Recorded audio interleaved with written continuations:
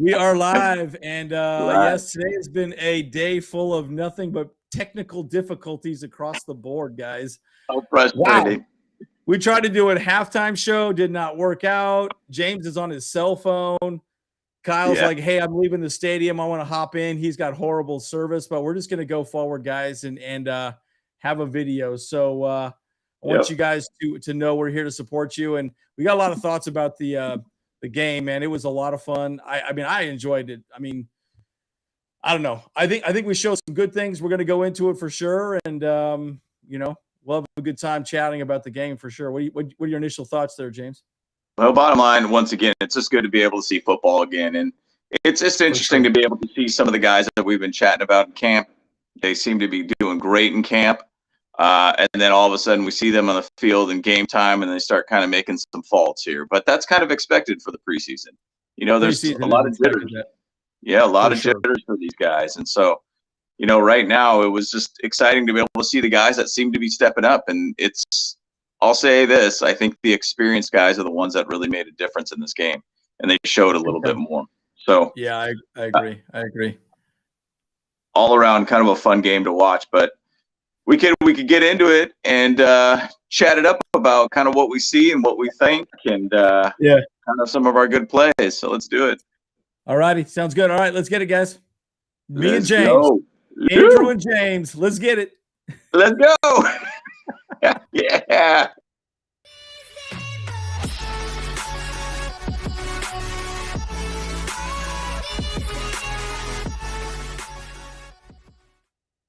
Oh yeah, let's go. All right, guys. Go. We're a few minutes early too. We James and I were chatting about this. We figure, hey, look, let's go with this now and move forward. And then when Staley and everyone starts, talking, we could kind of be monitoring that on the side as well too, and kind of have some discussion points. But why don't we just talk about some of your standout players there, James? When we were watching the game together and commenting back and forth, what are your thoughts?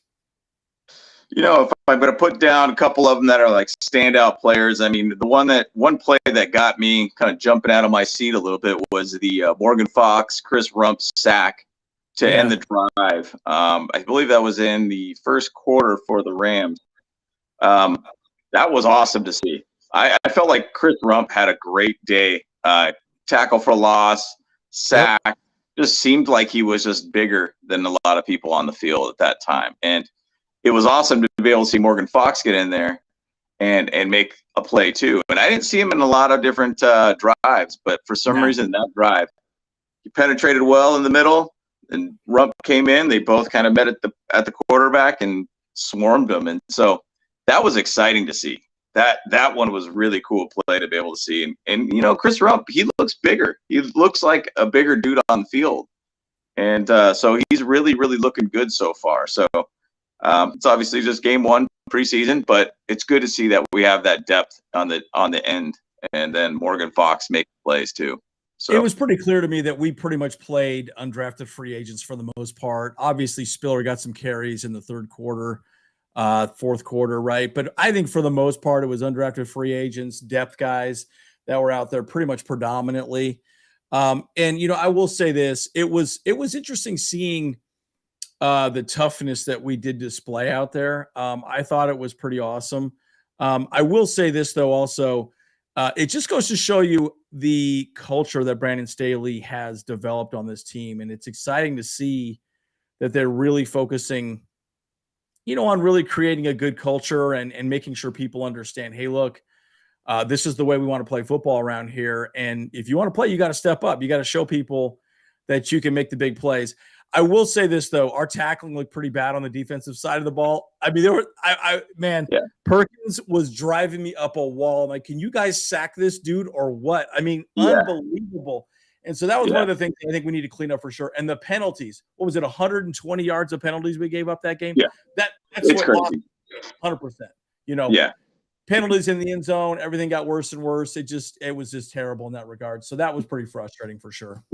Yeah, and the thing about it is there's a lot of first game jitters with these guys, a lot of rookies, things that are just basically trying to get worked out. And That's kind of what is expected of game one. Now, it sucks to see the missed tackling and everything like that. But once again, these are guys just trying to make a play. And there was a lot of plays where they kind of went a little bit too far versus like really understanding where the player was. And what I mean by that is the guy trying to pursue the quarterback basically ran past who was really coming in or with the ball or whatnot. They just kind of just didn't seem like they over pursued basically a lot of times. Way too much. Yep. Trying to do too much.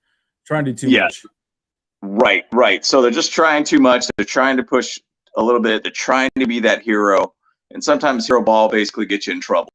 And I think that's kind of really what happened in a lot of these guys. But, all these guys are just trying to make statements for themselves. They're trying to find their job interviews on field, pretty much.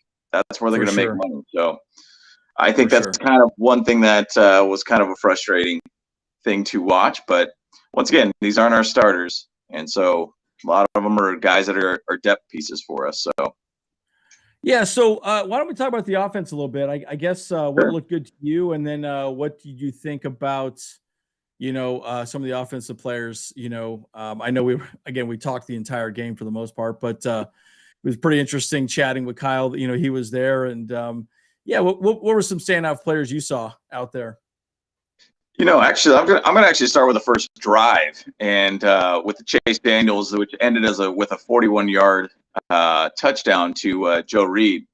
The one thing that I love seeing that is that the O-line was actually pretty out there too. First drive actually had Storm Norton at the right tackle, just as a reference. He actually played first drive, third drive, and the fourth drive. Trey Pipkins only had one drive that I saw, so second drive. And so what I'm going to say is I'm going to start with that first drive because the line looked pretty stout with those guys. They seemed to do a pretty good job of holding the line. Xander actually made a great block to seal the edge too, to be able to allow that 41-yard field goal, 41-yard touchdown. I was going to say field goal, really? We had a field goal that game? But it left a wide open Joe Reed in that situation. So bottom line, I love seeing I love seeing a good first drive happen. And that was something that I always felt like there was this weird stagnant stumbling out of the gate kind of situation with this offense. And so it was good to be able to see a good solid first drive, which ended in a touchdown. So that's a good to see that happen. So that's one thing that I really thought was great. Joshua Kelly, I think you and I chatted a little bit about he looked pretty good. Yep, looked good. He looked pretty solid. He was catching the ball. What did I say to him? I think he said that he just looks more confident as a runner. Absolutely. Yep. He's the whole go. It's not this jittery kind of unsure kind of situation. It was just go straight out and just make it happen. And I felt like he was definitely a much more confident looking guy. So,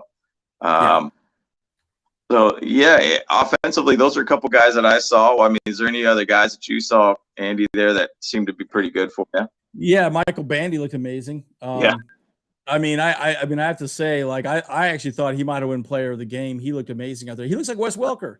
Wes Welker. Yeah. And, I was really impressed with him. We've discussed this. We got a lot of wide receivers. Joe Reed looked really good. Obviously, he had that touchdown pass, right? He was wide open.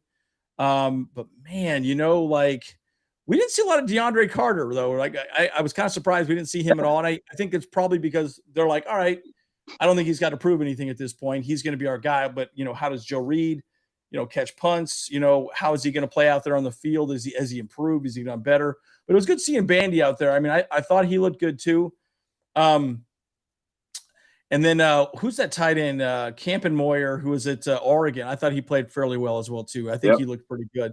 So hey, look, and he and Herbert know each other from their Oregon days, and so I thought that was pretty sweet checking those guys out. So I don't know, pretty exciting. I was excited to see what happened there. All right, let's talk about a little negative though, right? Daniels, I just did not think he did not look great through the entire game. He looked okay. He looked a little old to me. But Stick looked really good to me, man. I feel like I just kept thinking, I was just chatting with a buddy of mine. I was like, hey, man, I really think Stick is going to be – he should be our quarterback too. Chase Daniel, he's definitely just our he's an on-field, coach, I guess. I mean, he's an on-field OC. I mean, he's not. He's going to help, Herbert, kind of see his blind spots here and there. But man, I think if you're really going to want to go get a guy that can actually win a game for you, I think Stick is over Daniel any day of the week, right? I mean, I don't know. What are your thoughts on that? Yeah, and it's an interesting thing to kind of look at the stats. And like what I was telling you, I was like, well, Chase Daniels basically had 117 yards on 11 catches, 17 attempts, 2 touchdowns. You look at that stat and you're like, oh, that's pretty solid all around. But like, it was really like a 41-yard touchdown that kind of really stacked his stats, or at least his yards. And then Easton Stick had 16 out of 23, 119 yards, 1 rush touchdown, 1 pick. I mean, that was one heck of a pick. Basically, they got off of Michael Bandy there. Yeah, that was it was a little unfortunate. He just didn't have the ball, and he fell on it, and there you go. Right, is what it is. Right. And so, but with Easton, there's this thing that his touchdown, where he ended up running into the touchdown, I think the whole entire drive was here we go. It was a 18-play drive, over 10-minute drive. Yeah, like crazy. That's crazy to see something like that. But it's good to be able to see that he could do something like that. Like, to me, I always look at like an X factor of a guy. Can the guy get you downfield when necessary? Big time. Big time. Now, once again, 10-minute drives. I mean, if you need a touchdown, generally, like to win the game or continue the game, like you're not going to generally get 10 minutes to do that kind of thing. As an example, Justin Herbert, I think he did an 18-play drive in less than, it was like 2 minutes and 30 seconds for the Raiders game to be able to tie that one up. So there's a difference between 10 minutes and 2 minutes. Exactly. Can you do it in 2 minutes or 10 minutes? But it's good to see that he was able to get that going and to be able to play a very, very long drive. So I think it was great. And then even had a solid 2-point conversion too. So really, really cool to see. There were some bright spots. I mean, but let's face it, guys. We did not have. We had nothing but depth guys out there. I would say predominantly, right? I mean, obviously Isaiah Spiller has got to prove himself. He's a rookie. It was interesting seeing Mike Davis playing some special teams out there as well. He was playing a little safety. The one play, well, actually, before we go into the defense, there's a few things that I will bring up on defense. But let's talk about the offensive line for a second. Again, they had people out there that I was like, man, these guys I didn't think they would be playing, but man, we had nothing but just, who are these guys? I'm like looking them up. I'm like, man, who are these dudes, And, but I thought that was interesting. I thought they played fairly well. Spiller looks good.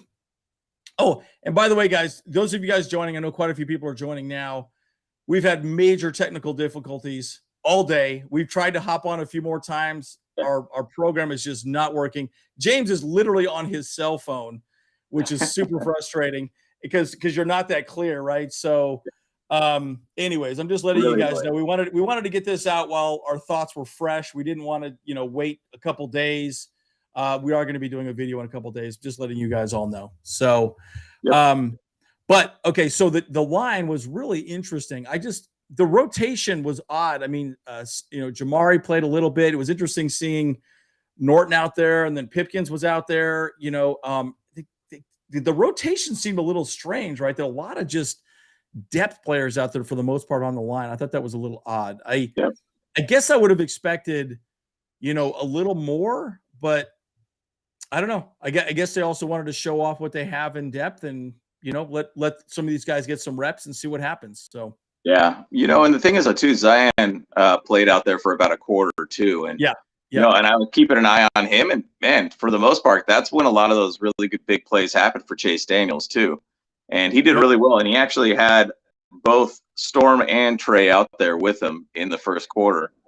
And he did a pretty good job. I mean, it's good to be able to see that. It's good to be able to see a good solid line in front of our quarterbacks. Now, even go back to like Chase Daniels versus, say, like an Easton Stick situation.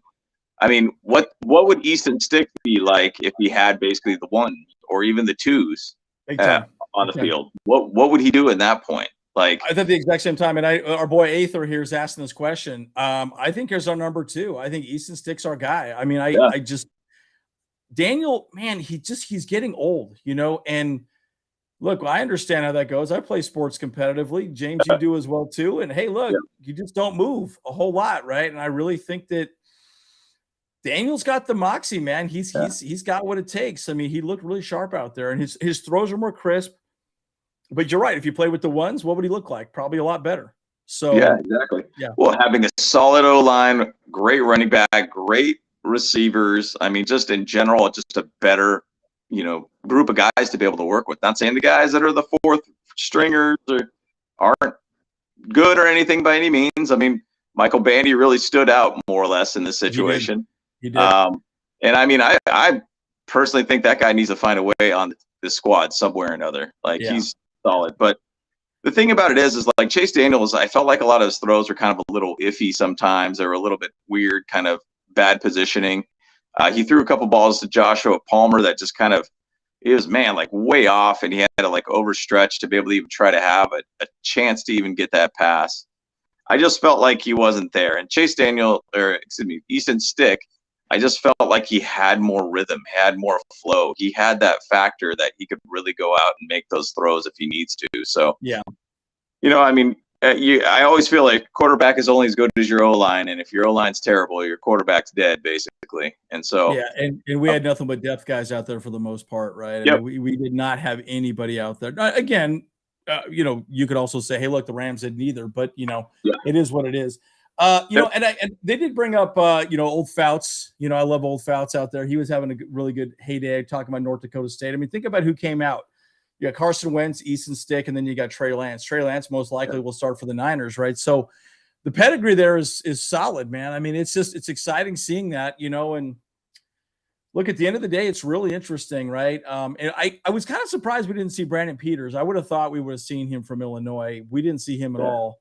That was a little strange. I kind of expected to see him, but maybe we'll see him next game. Yeah, I think he might be kind of one of those guys that might be like a late third game kind of situation, because then they'll kind of really know who Easton Stick or Chase Daniels is at that point. So I think that might be something down the road. But there are a lot of guys that are, third, fourth quarterbacks that end up not even getting a look on the field at all, too. So there's a chance of that too. So, but all around offensively, I felt pretty good about what we did. I feel like all around we did a pretty solid job. Joe Reed actually, he had the 41-yard touchdown. Felt like he was actually just doing quite a bit on the field and getting some catches. I mean, I believe he ended up having, he was a second receiver stat-wise, 4 catches, 61 yards, 1 touchdown. Obviously, 41 yards of that was one catch for him for a touchdown. Bandy had 7 catches, 73 yards, 1 touchdown. That route was nasty that he got that touchdown on, by the way. Yep. I mean, he had like a good solid 3-4 yards. I swear, difference from the defender at that point. He just shook him. And see you later, touchdown. That was really awesome to see. And once again, it's cool to be able to see guys like this that could actually come around and potentially do some good route running. I mean, heck, it would be cool if he was a Hunter Renfrow for us or something like that. Oh my gosh. I'll take that all day. And I like him, right? You made the perfect point. You said, man, if he gets released, guess who's going to pick him up? New England. And Bill Belichick will turn him into a great wide receiver. 100%. I really hope we keep him. I think, I'll give you a prediction of what I think we'll probably see really in wide receiver right now. If we look at this right now, obviously we know 1, 2, 3, 4, right? That's Guyton, Mike Williams, Palmer. French did not look good. He dropped that ball. Obviously DeAndre Carter will make the team.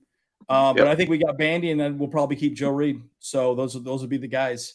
So I think, and the one thing too, Guyton was out there and he got 2 catches for 6 yards, but I think they want to find more out of him though. And so there is a side to me that I think Guyton might kind of be a little bit under the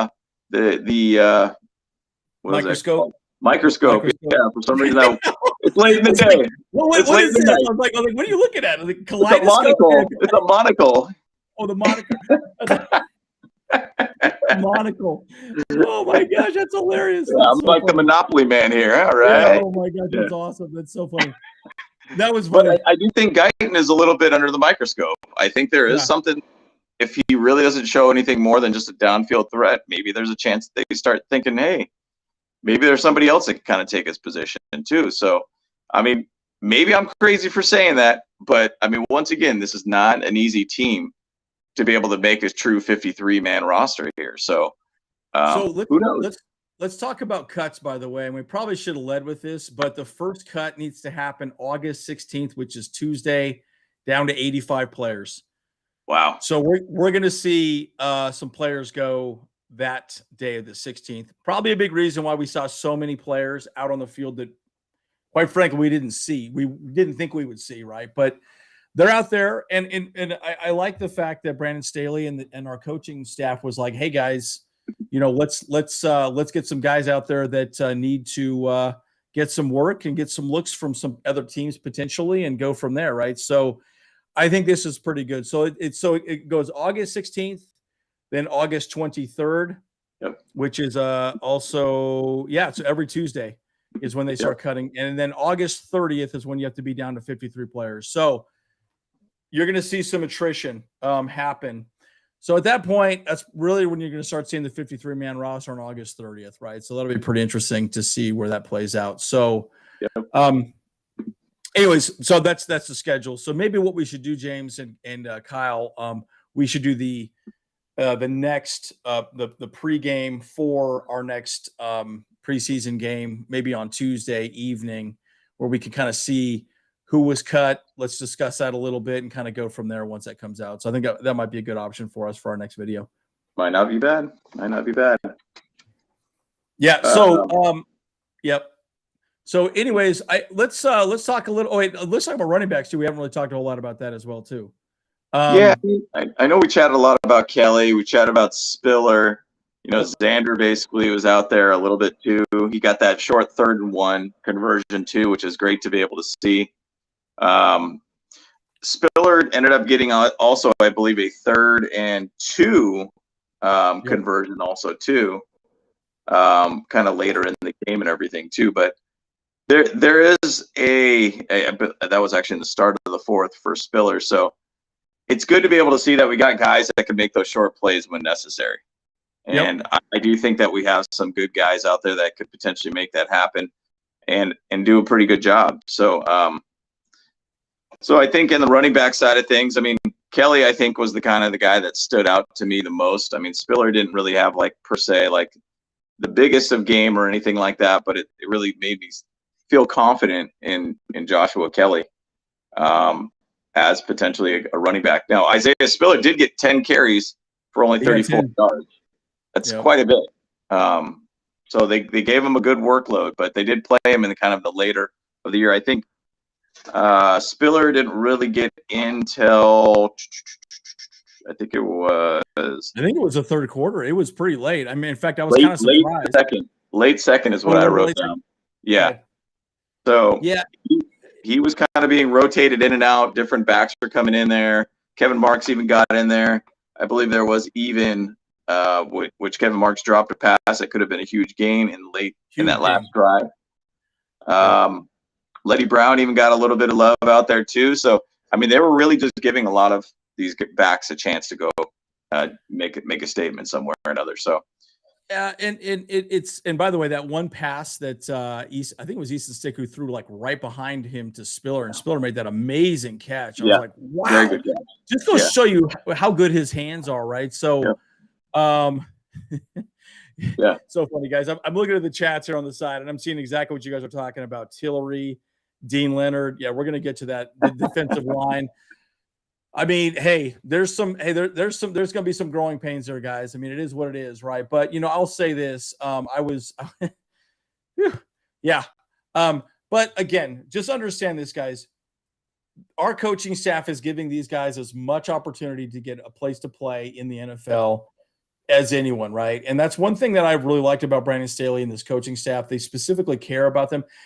And they want them to succeed, right? If they can't find a spot here, they're going to try and hopefully get them a spot somewhere else, right? So, So I think it'd be really interesting to see. So, all right, well, maybe let's move on to the defense. It seems like that's what a lot of people are talking about here for sure. Should we start with cornerbacks, or where do you want to start with? Maybe defensive line first, and then kind of work our way out. What do you think, James? I would actually just start with a lot of like the packages that they did run on there too. Because I know you and I were chatting about it. And we're like, hey, here's the 5-1-5 right here that we've been chatting about. We saw a few of those. Yep. Here's the 4-2 with my math right now. 5. Is that right? 4-2-5. Is that correct? Yeah, 4-2-5. Correct. I don't know why that wasn't breaking down correctly in my head, but basically there was a base package and everything too. The one thing that when you and I were chatting on the phone, it was awesome to be able to see the linebackers attacking the line and going into those gaps and finding those gaps. Like Troy Reeder, he had like a 3rd and 1 tackle to like end a drive that was like awesome to see. Big time. Yep. It was really, really good to be able to see these linebackers going to these gaps and finding these gaps and filling these gaps up. And that bodes well if you even go back to Kenneth Murray and watch a lot of his highlights of Oklahoma. Yep. That's was his strength. And it wasn't this, hey, I'm a pass protection kind of guy. I was attack the line, attack the ball, basically kind of guy. So now, once again, Troy Reeder did a great job. I mean, I don't know what Kyle Van Noy is going to look like also, too, in that position, too. We know what Drew Tranquil is as that position also, too. But it was really, really good to see that attacking the line situation. That helps out everything, in my opinion. Yep. Well, and I really do think the defensive line looked pretty good. Fehoko looked pretty good at times. Yep. We saw Gaziano, we saw Covington out there. Man, Tillery, God, dude, like what was the one play? I think it was at the end of the second quarter when we were by the way, we tried to get on a halftime show, did not work out. Total nightmare, me and James, and it was just horrible. But anyways, I remember, man, he just got moved to the side. Like it was like, oh my God, dude, would you at least try to hold your ground? He was pushed 5 yards off of the line. And I'm like, this is aggravating. Like, how the hell is this even happening? Look, guys, I don't know if this guy's just having a midlife crisis or what, but he is just not figuring it out. And it's bad. It's sad to see, right? But again, going back to what Brandon Staley said, we are going to play players that need to play. Tillery needs to play so he can show that he can even do something and not be a speed bump as people have talked about. And he obviously didn't prove it today. Again, I'm frustrated. That guy, I would say let's trade him away for whatever the hell we can get. I think as injuries pile up, we might see something happen. Who knows? But man, that was frustrating.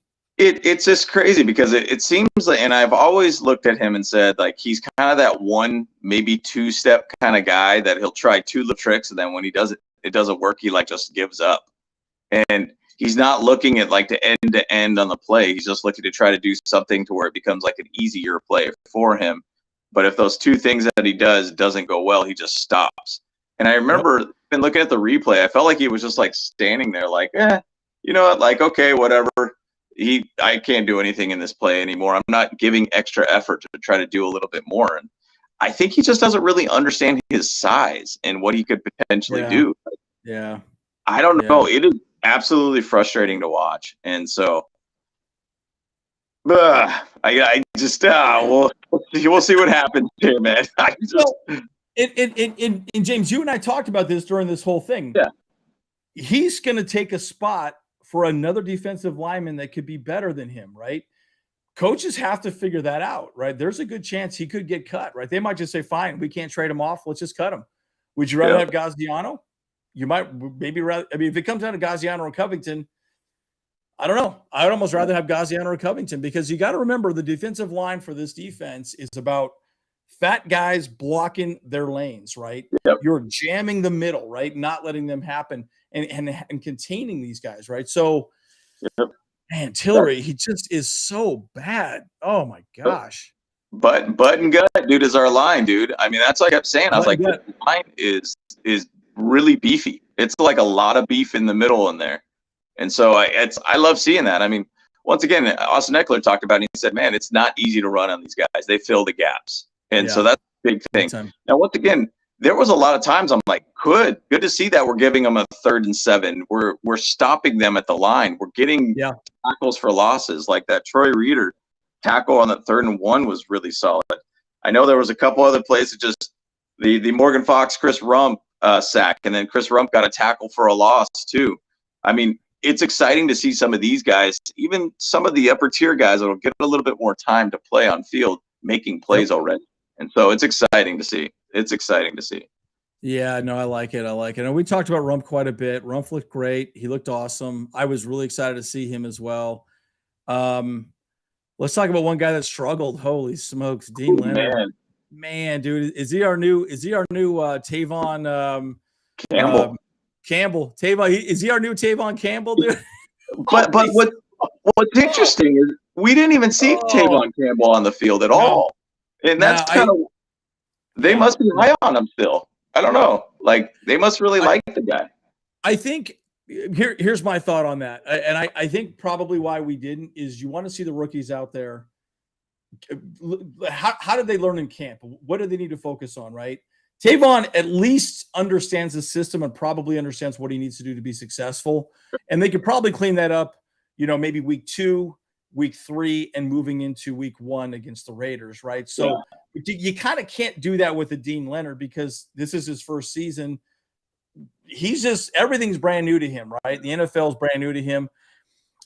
The one thing I will say that I liked about Dean Leonard, though, was he was in the right place at the right time. He just made the wrong move and never turned around for the ball, didn't do what he needed to do. And I was a little look, that's a rookie mistake. That's a rookie mistake, right? And so, unfortunately, they just kept going to the well. And, man, that guy just got picked on. He got picked on. He got picked on. That's exactly right. I mean, and that's what happens, right? So, yeah. Well, even to say go back to the special teams tackle that he got, where he got the penalty on, too. Yep. I mean, I'll tell you what, solid tackle. Yeah. But yeah, nice. Yeah, well, it's a penalty though. Yeah, great tackle. 120 yards, boys and girls. How much we gave up this game? 120 yards, guys. Right. We gave them yardage over and over again. It just was frustrating. Oh, yeah. The thing is, though, with Dean, like, he was just at that point, like, if, for instance, in the touchdown that he got in the end, or that he gave up, if he would have just turned his head around, he could have had a play squarely, had a pick in the end zone. The long catch that JT Woods basically tackled. Yep. Him too. Like there was like he was in position, but then JT Woods basically kind of like completely made that play happen at that point. So, and JT Woods, even to say that, go and talk to him how he got that pick in the end zone, which was basically a penalty, but ball awareness was really good to be able to see on his side. So exactly, you could see why we drafted him the way we did, right? I think JT Woods he's got what he needs, but to your point, you got to be, kind of kind to some of these rookies. They're out there learning as well too. I mean, the game's faster, right? These guys are faster. These are the best. So it is what it is. Jasir Taylor, he looked pretty well out there too. He made a couple good plays. I mean, I think they really didn't pick on him a whole lot, right? I think they were pretty much just dry humping Dean Leonard pretty much the entire game. Oh my God. But I mean, Jasir looked pretty good from what I could tell. He was pretty solid out there as well too. So I don't know. Yeah. He was out there every now and then, and it wasn't anything standout in my opinion. But I think the thing is, though, these guys are just trying to figure it out. I mean, first game jitters are tough, and so what you learn in camp is different than actually playing a live game where somebody could actually hit you. Now is a big difference. So it's growing pains. Now, once again, with like Dean Leonard and these guys, JT Woods, all these other guys, they'll figure it out and they'll correct their mistakes and they'll move on. So they'll get better.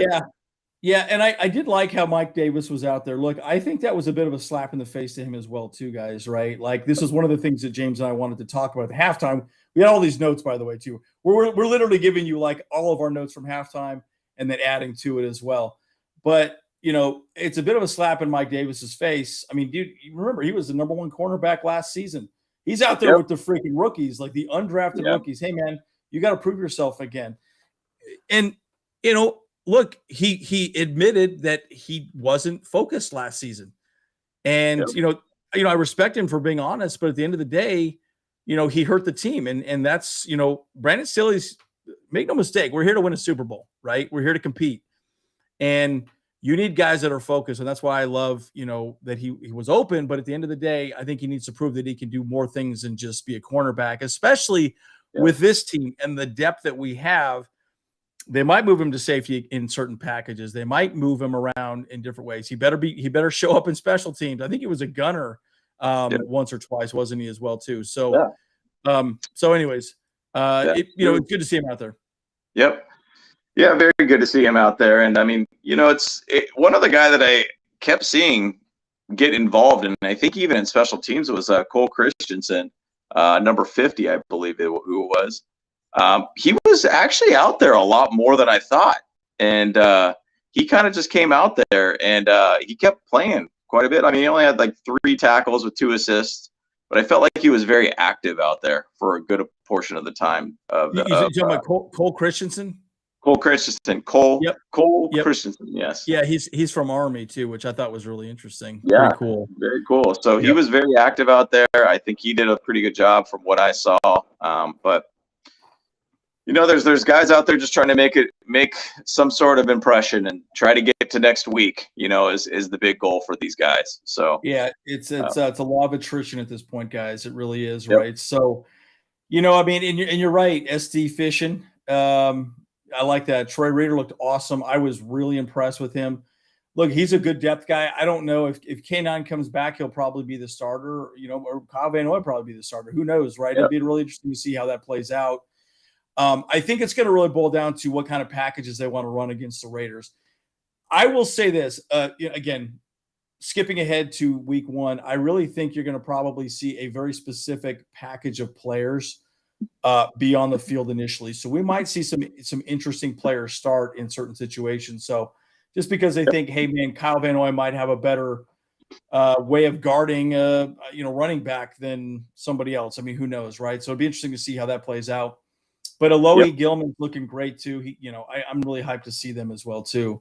And I think with them too, with Troy and Alohi, like they have a lot of experience, or at least a fair amount of experience between the two. So they were playing against a lot of inexperienced guys too. So it's definitely making them look a lot better too. But once again, Troy did look good. I mean, he looked like a good general that understood this defense, which is what we want. We need that. It's exactly what we want. It's exactly what we want, right? And but again, I would say this though. I think Davis still needs to prove himself. We'll probably see him play quite a bit in these preseason games. I don't think he's going to sit. He'll be out there for a quarter or two, and we'll see what happens. And as the numbers continue to dwindle and moving into week 1, you'll probably see him out there as well too. So that's kind of what I think. Yeah, with Michael Davis, and he was very active out there. 3rd and 12, had a batted pass too. Yep. I felt like he was still doing his thing, and I felt like he did have a lot of like good, solid experience showing being out there. He kind of understood what to do, how to tackle and everything too, because I mean, there's guys slipping and sliding and being in the wrong position to try to tackle somebody correctly and such too. And right. You can see the experienced guys know what they're doing and how to tackle somebody. So, but either way, these rookies still got to learn, and this is how they learn. This is how they learn. It's tough mistakes, and so it's going to take time for them. I think it will be interesting to see who the first folks cut is going to be, right? Again, a lot of the players that we saw today most likely will get, obviously it's the people that were out there that need a look, right? They need a look to go somewhere. I already think most of those cuts are probably already kind of figured out for the first, maybe first and second cuts. But right now the coaching staff is giving them an opportunity to play and show what they can do and hopefully gets picked up somewhere else, right? So let's switch to special teams. We can wrap up there, guys. Maybe the next 5 minutes, have a discussion. If you have any questions, throw it in the chat now, and we'll go from there. But, man, J.K. Scott, what a weapon. You see the hang time on that, guys? And look, that is 90% of what you want from a punter. Yes, length is good, but punting the ball high is big, so your coverage can move all the way down and cover them. And guys, I know Dean Leonard hit that dude early, right? Yeah. But holy smokes, I love that he hit that dude early, right? At the end of the day, he tried to time it up. It didn't work out, but it is what it is. He's showing aggressiveness and he's showing some risk. So, we'll see. Yep. Rookie issues. Rookie issues, exactly, man. And it's funny because I remember I was chatting with you on the phone when J.K. Scott had his first punt. I was like, this ball is hanging up in the air forever. Oh my gosh. Is he gonna hit the big the big Oculus board up there? The Yeah, Oculus. yeah. I mean, I think it's amazing looking up there. Yeah. I was like, that thing is way up there. It's like not coming down. Yeah. But that's a weapon right there. What does that do? Yep. That does basically it could kill the ability to return a ball on us at that point. Like wherever the ball lands basically is where you're going to stay. And as long as you have good enough coverage, guys that are going to be right in front of the guy that's catching it, he's either going to fair catch the ball or try to get a couple of yards because he's not going to get very far when you have 5 seconds to be able to get to this dude. Like, it's a big weapon, and that's something that's very, very overlooked. And I'll say this with Coach Fickens coming in here and getting J.K. Scott over there. I mean, I think that's going to be a bigger weapon than we realize. So, agreed. And again, we did go for it on 4th and 1. Horvath looked really good on that play, which I thought was great. But I will say this: I think we're probably not going to go for it as often as we were on 4th down. Our defense is way better this year. Yep. And our special teams looks good. We got a good puncher, man. That guy is big and man, he's got a leg. Holy smokes. Long was so bad last year. I like Long. I mean, he was with us for a long time, but man, that guy just his wind up. It just, I don't know, it struggled. All right, so Kyle, legs. Yeah, it's tough to be able to have kind of like a longer stride, and I feel like it just didn't work ever with him. So, yeah. So, so Kyle, obviously one of the other Bowl Bros. He by the way, he called us, tried to hop on. Again, sorry guys. James is using his cell phone. We're having all kinds of technical issues today, so it is what it is. But Kyle tried to log on as well too, and it just there was no way it was going to work out. So. Mike Davis, I think, is a good guy. I think he'll be fine. He'll be somewhere on the field for sure. But it will be interesting to see. I almost like him in a safety type mode. I think that could be pretty good because he's a big guy. He knows what he's doing. So, this is a good question here. Interesting that we didn't have any. I guess how many punts did we end up getting? Was that about 3 punts that we did the entire time? I think we had 4 punts. We had four punts. Okay. Yep. It would be interesting to see what the hang time was on average. I would love to see what that is because what I was hearing out of camp, he was getting 5.5, I think is the average punt times that we were getting, which is pretty amazing.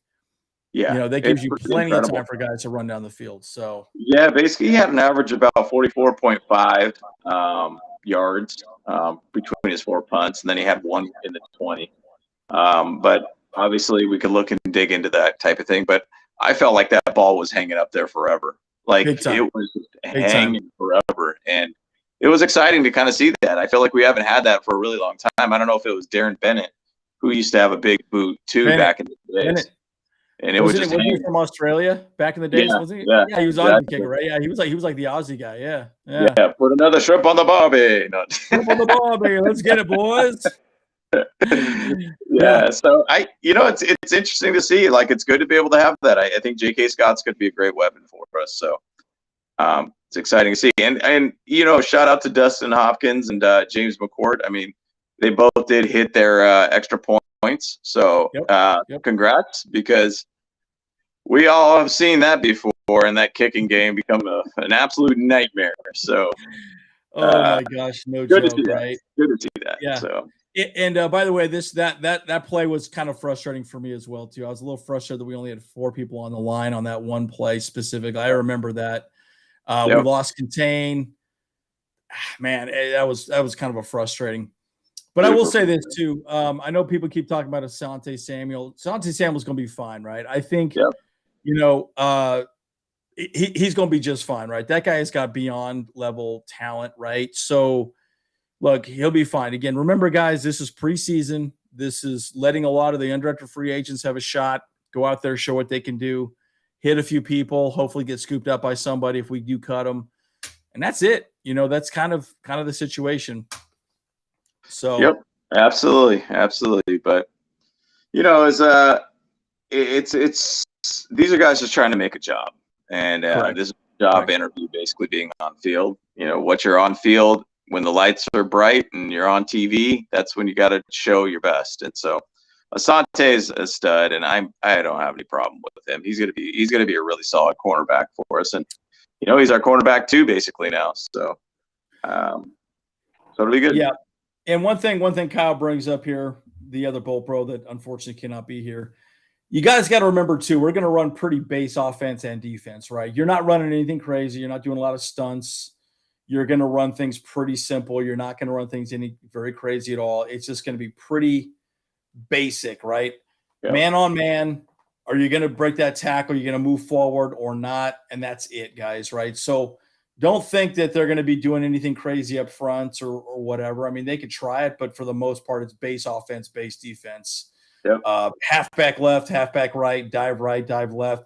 I did like seeing a lot of I formation. I thought that was pretty cool. Horvath looked pretty good out there as well. He picked up some nice blocks, I thought, too. So, yep. I was pretty impressed with him as well, too. Yep. I think this is good. Well, guys, I like I said, I think this is one of those things. This is one of those days where we wanted to do more, and unfortunately, technology did not help us out in any way, shape, or form. It was super frustrating for us, man. And very frustrating. It was so funny.